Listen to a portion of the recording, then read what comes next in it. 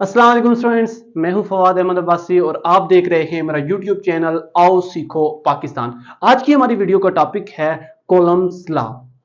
हम ये जानते हैं कि हमारी यूनिवर्स के अंदर दो तरह के चार्जेस पाए जाते हैं।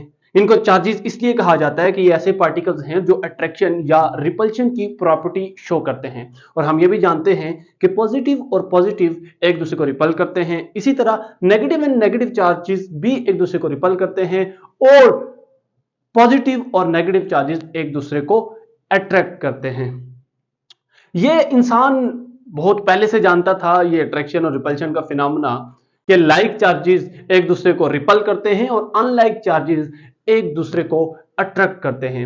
लेकिन कोई भी साइंसदान या कोई भी जो फिजिसिस्ट था वो इसका कोई मैथमेटिकल रिलेशन नहीं दे पाया था, यानी कि हम क्वांटिटेटिवली इस चीज को मेजर नहीं कर सकते थे कि वो जो चार्जेस हैं उनके दरमियान में जो फोर्स ऑफ अट्रैक्शन है या जो फोर्स ऑफ रिपल्शन है वो है कितनी, हम उसको कैसे कैलकुलेट करें या कैसे मेजर करें। कोई भी रिलेशन, कोई भी मैथमेटिकल फॉर्म कोई भी साइंटिस्ट नहीं दे पाया था। सबसे पहले ये चार्ल्स कॉलम ने इसके लिए एक रिलेशन निकाला और उन्हीं के नाम से ये लॉ भी मंसूब है जिसको कॉलम्स लॉ कहते हैं, जो आज की हमारी वीडियो का टॉपिक है। तो आज हम कॉलम्स लॉ के बारे में पढ़ेंगे और उसको समझने की कोशिश करेंगे। देखिए, चार्ल्स कॉलम ने हमें यह बताया, उन्होंने अपने एक्सपेरिमेंट्स के जरिए इसको प्रूफ भी किया कि जो दो चार्जेस हैं, जो दो पॉइंट चार्जेस हैं, उनके दरमियान में फोर्स ऑफ अट्रैक्शन या रिपल्शन, अगर वो लाइक चार्जेस हैं तो उनके दरमियान में फोर्स ऑफ रिपल्शन होगी और अगर वो अनलाइक चार्जेस हैं तो उनके दरमियान में फोर्स ऑफ अट्रैक्शन होगी। तो कॉलम्स ने हमें यह बताया कि जो फोर्स ऑफ अट्रैक्शन या रिपल्शन इन पॉइंट चार्जेस के दरमियान में होगी वो डायरेक्टली प्रोपोर्शनल होगी प्रोडक्ट ऑफ चार्जेस के। यानी कि अगर हमारे पास दो चार्जेस हैं, एक को हम Q1 कह देते हैं और दूसरे को हम Q2 का नाम देते हैं, तो कॉलम्स ने हमें बताया कि उनके दरमियान में जो फोर्स ऑफ अट्रैक्शन है या फोर्स ऑफ रिपल्शन है वो डायरेक्टली प्रोपोर्शनल होगी उनके प्रोडक्ट के, उनके मैग्नीट्यूड के प्रोडक्ट के। और डायरेक्टली प्रोपोर्शनल का यह मतलब है कि अगर वो चार्जेस जितने ज्यादा मैग्नीट्यूड के होंगे उनके दरमियान वो फोर्स उतनी ही ज्यादा होती जाएगी, और अगर उन चार्जेस का मैग्नीट्यूड कम है तो उनके दरमियान में जो फोर्स ऑफ अट्रैक्शन या फोर्स ऑफ रिपल्शन है वो कम होती जाएगी। तो हम इसको मैथमेटिकली कुछ इस तरह लिख सकते हैं कि F इज डायरेक्टली प्रोपोर्शनल, इसको साइन ऑफ प्रोपोर्शनैलिटी कहते हैं और इसको इस तरह से लिखा जाता है, F is directly proportional to Q1 Q2, यानी कि उन दो चार्जेस के प्रोडक्ट के बारे में। अगर हमारे पास ये चार्ज Q1 है और ये चार्ज Q2 है तो इनके दरमियान में फोर्स ऑफ अट्रैक्शन है या फोर्स ऑफ रिपल्शन है वो किसके डायरेक्टली प्रोपोर्शनल होगी, इन दोनों के प्रोडक्ट के। यानी कि जितने इन चार्जेस का मैग्नीट्यूड ज्यादा होगा, यानी कि उनके मैग्नीट्यूड का प्रोडक्ट ज्यादा होगा, उतनी ही ये फोर्स ऑफ अट्रैक्शन या रिपल्शन ज्यादा होगी। इसके बाद कॉलम्स ने एक और रिलेशन दरियाफ्त किया और वो ये कि अगर इन चार्जेस के सेंटर के का जो डिस्टेंस है अगर हम उसको R कह दें तो उन्होंने ये बताया कि ये जो फोर्स है ये इनवर्सली प्रोपोर्शनल है। देखिए, इनवर्सली प्रोपोर्शनल उस वक्त होता है जब इसके दूसरी साइड पे 1/, की फॉर्म में, यानी कि डिवाइड के नीचे जो चीज हो तो वो इस क्वांटिटी के इनवर्स रिलेशन में होती है। उन्होंने ये बताया कि जो फोर्स है वो 1/r², यानी के रिलेशन के साथ है। यानी कि अगर आप डिस्टेंस बढ़ाते जाएंगे चार्जेस के दरमियान में, ये जो डिस्टेंस है इनको दूर करते जाएंगे तो फोर्स आपकी कम होती जाएगी। और फोर्स कम कैसे होगी, स्केयर के हिसाब से। स्केयर के हिसाब का मतलब ये है कि अगर आप डिस्टेंस को डबल करते हैं तो फोर्स जो है वो 4 टाइम कम हो जाएगी, और अगर डिस्टेंस को आप 3 टाइम ज्यादा कर देते हैं तो आपकी जो फोर्स है वो 9 टाइम कम हो जाएगी, और अगर आप डिस्टेंस को 4 टाइम्स ज्यादा करते हैं तो आपकी जो फोर्स है वो 16 टाइम्स कम हो जाएगी। यानी कि ये इंपॉर्टेंट चीज है कि स्केयर का क्या मतलब है, यानी कि स्केयर के रिलेशन के साथ जो है ना आपकी फोर्स कम हो जाएगी। अगर अब मैं इन दोनों चीजों को कंबाइन करता हूं तो ये फिजिक्स का और मैथमेटिक्स का प्रिंसिपल है कि ये साइन ऑफ प्रोपोर्शनैलिटी जब आप खत्म करते हैं तो आपको इक्वल और इक्वल के साथ एक कांस्टेंट लगाना पड़ता है। तो मैं इसको यूं करके लिख सकता हूं, F इज इक्वल टू लगा दिया इसकी जगह पे और K कांस्टेंट लगा दिया, जो मैंने आपको बताया कि जो लगाना पड़ता है मैथमेटिक्स के प्रिंसिपल के मुताबिक, Q1 Q2 और R²। अब ये जो कांस्टेंट है इस कांस्टेंट को की जो वैल्यू है वो है k is equal to 1/4 pi epsilon naught. और इस एप्सिलॉन की जो वैल्यू है वो है epsilon is equal to 8.85 multiply by 10⁻⁻12 coulomb square per newton per metre square. यानी कि ये इस एप्सिलॉन की वैल्यू है और ये कांस्टेंट रहती है। और अगर आप इस एप्सिलॉन की वैल्यू यहां पे पुट करेंगे तो के की आपके पास जो वैल्यू आएगी वो आएगी 9 multiply by 10⁹ newton metre square per coulomb square. यानी कि ये आपके पास वैल्यू आ जाएगी। यहां पर जो एप्सिलॉन नॉट है ये basically permittivity of free space है। यानी कि अगर जब आपके चार्जेस के दरमियान में कोई भी मीडियम ना हो तो उस वक्त इसकी वैल्यू ये होगी। अच्छा स्टूडेंट्स, इसके बाद एक और चीज जो समझने वाली है वो ये है कि ये जो कोलंबिक फोर्स होती है बेसिकली ये म्यूचुअल फोर्स होती है। म्यूचुअल फोर्स का ये मतलब है कि Q1 exerts force on Q2 and Q2 also exerts force on Q1। यानी कि Q1 Q2 पे फोर्स एक्सर्ट करता है तो Q2 भी Q1 पे फोर्स एक्सर्ट करता है। यानी कि ये एक दूसरे के ऊपर फोर्स लगा रहे होते हैं।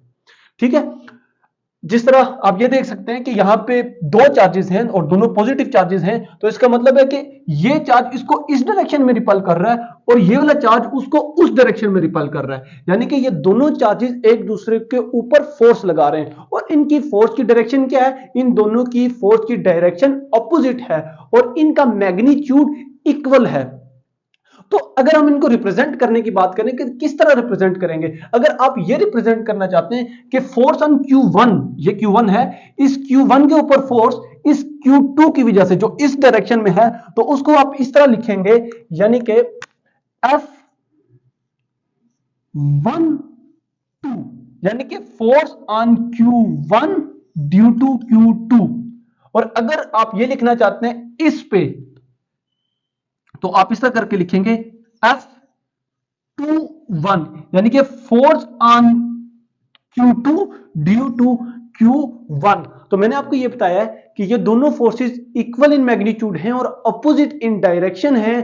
तो फिर equal in magnitude and opposite in direction के लिए हमें पता है कि हम माइनस का साइन यूज करते हैं, तो ये कुछ रिलेशन बन जाता है कि ये दोनों फोर्सेस इक्वल इन मैग्नीट्यूड और अपोजिट इन डायरेक्शन है। और इनके रिप्रेजेंट करने का क्या तरीका है कि अगर अच्छा स्टूडेंट्स, इसके बाद एक और चीज जो समझने वाली है वो ये है कि ये जो कोलंबिक फोर्स होती है बेसिकली ये म्यूचुअल फोर्स होती है। म्यूचुअल फोर्स का ये मतलब है कि Q1 exerts force on Q2 and Q2 also exerts force on Q1।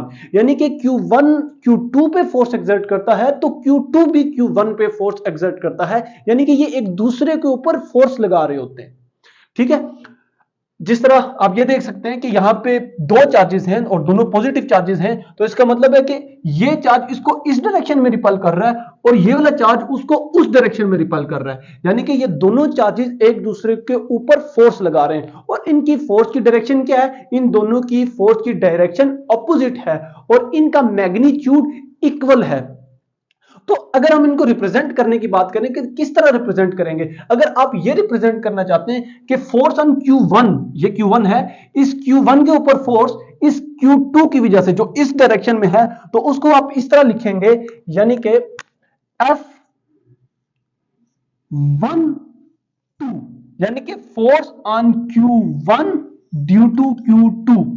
और अगर आप ये लिखना चाहते हैं इस पे तो आप इस तरह करके लिखेंगे F21 यानी कि force on Q2 due to Q1। तो मैंने आपको यह बताया है कि ये दोनों फोर्सेस इक्वल इन मैग्नीट्यूड हैं और अपोजिट इन डायरेक्शन हैं।